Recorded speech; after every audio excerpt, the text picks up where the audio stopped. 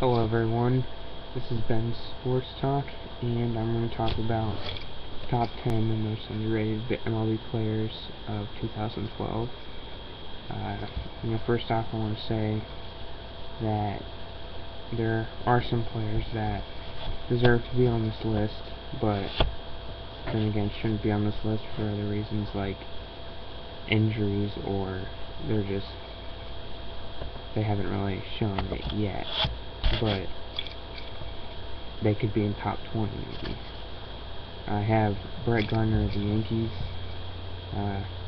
Basically I don't have him on here mostly for the reason that he is injured. Alexi and Amarista from the Padres, really good defensive second baseman. Hasn't had the best this season, but I mean, he's had some really good games that I think have impressed a lot of people. Zimmerman, mostly because of his average. It's not too good, but I mean, for the reason why the Nationals are doing so good, I think he's a big part in it. And without him, I don't think the Nationals would be as good as they're doing right now. There's also, I have Twins right fielder Ben Revere. Not really for his offensive, but his defensive, his glove. He's made some plays that have kind of made a game. I don't even know if he would be in top 20, but right now I think if he really started to get more of his bat taken care of, I think he could really be a big star in the MLB because he's so young. This guy, I think, could have been an all-star game, but since everyone's obsessed with Robbie Cano, and because he's on the Yankees, he didn't win it. The starting second baseman. In fact, he didn't even make it in an all-star game. Kipnis of the Indians. I think he's had a quiet year. His average hasn't been as good lately, but I think at the beginning of the season, first half, it was really good. Then another guy, Paul Goldschmidt. He's probably, I think he's maybe one of the most clutch players in MLB. I mean, there's some other players obviously that are more clutch, but I think he's a good reason why Diamondbacks are doing as good as they are lately.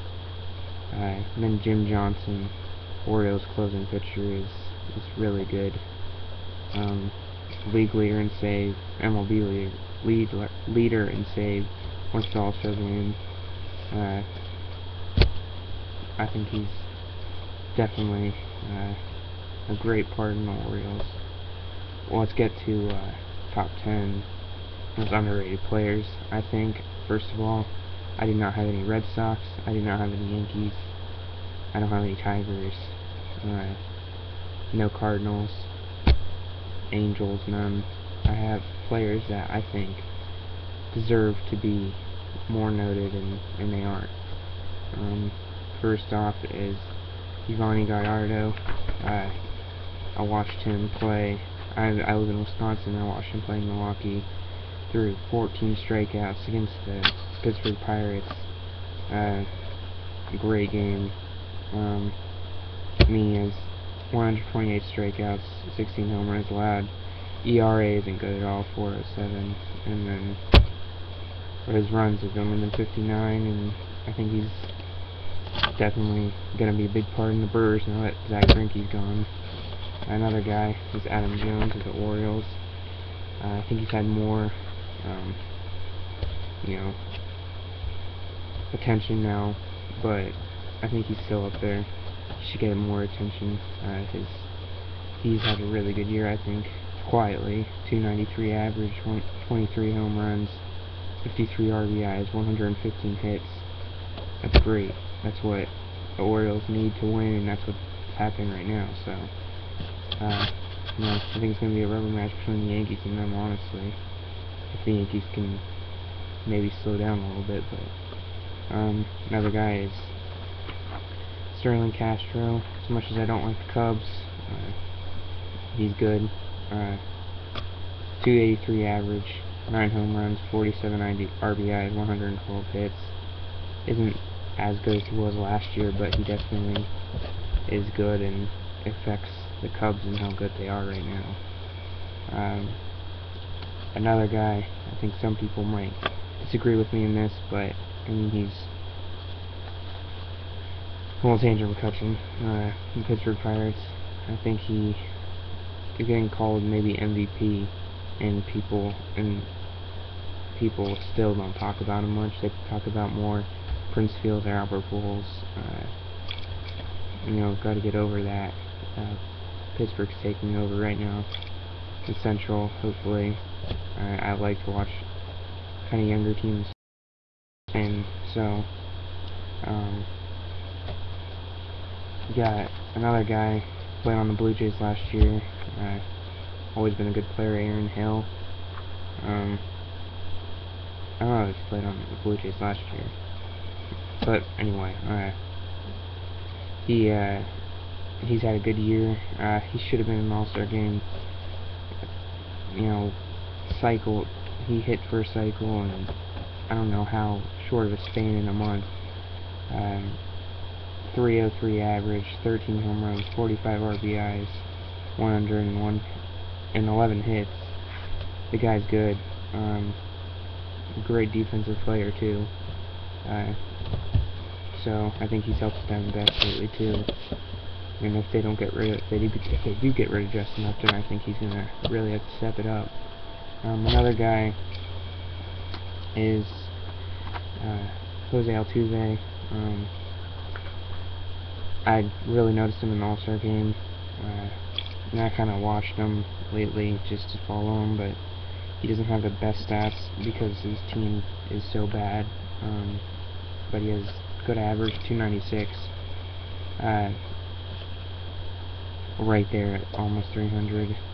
5 home runs, not really home run hitter at all. 27 RBIs, which probably makes you think, why is he on the top 10 list for me? Because none of his guys, first of all, he's usually in the leadoff spot around there, so he doesn't have anyone hitting above him. And anyway, the Astros are so bad they never get any runs or runners on the bases, so how is he going to hit anyone? And he's not a home run hitter, so he's 109 hits, so he's good. Then another guy is King Felix Hernandez with the Mariners. I think he still doesn't have enough attention because he's on the Mariners. 9 wins, 5 losses, ERA 280, 147 strikeouts, only 10 home runs allowed and 48 runs. That guy is, I think, he probably won't be on the Mariners for much longer. I think he'll probably be, sadly, on the Yankees or Red Sox, maybe next year or something, off-season trade.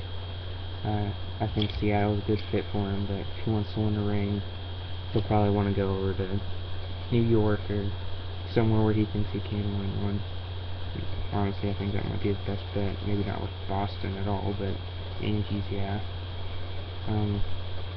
Another guy is Kansas City Royals, DH Billy Butler. I think he should have been in the home run derby. I think he would have been really fun to watch. This guy has so much power, and he's really turned into a average hitter instead of a home run hitter. From a probably like 250 hitter because he swings for the fences usually all the time, to a 299 hitter this year. 20 home runs, 62 RBIs, 109 hits. Royals haven't been that good, but I mean, I really like to watch them, and hopefully they'll be good soon. He's really gotten to be a good player and getting kind of older, but I think he's going to be a good guy for the Royals. Another guy is Neil Walker of the Pittsburgh Pirates. If you look, yes, lately it's been more Andrew McCutchen gets a hit every game, but Neil Walker is the key for the second half. Many people have said that. I think that Andrew McCutchen can't lead the Pirates the whole season, and I think he will lead them, but you need someone else, and Neil Walker is the deal for him. Great player, gotten better in defensive with his glove, and I think that, honestly, he's batting .293, 9 home runs, 47 RBIs, 105 hits. Not the best compared to all of the other guys, but he's gotten on a tear lately, and he was on a tear before the All-Star break, and I think he's been a quiet second baseman star. But the last guy I think is number one is Yoenis Cespedes. I can't even say his name. Cespedes. Yoenis Cespedes. The Oakland A's. 296. No, 301 average. 13 home runs. 50 RBIs. 74 hits. Mostly because of not as good of stats because of some of his because he came into the season late. I think he's a great player. Really, I think he's been the guy that's gotten the A's as good as they've gotten lately. I think Josh Reddick, him, some of the other guys like Kurt Suzuki, but I think the A's have been good, but mostly because of Cespedes, because of his power and his clutch. I think he's the most clutch player. No, I think McCutchen is the most clutch player, but I think he's right up there. Him and McCutchen are literally, I think, the best players right now in MLB. Comment, subscribe. I'll probably have more videos coming up, and hope you enjoyed. So, see ya.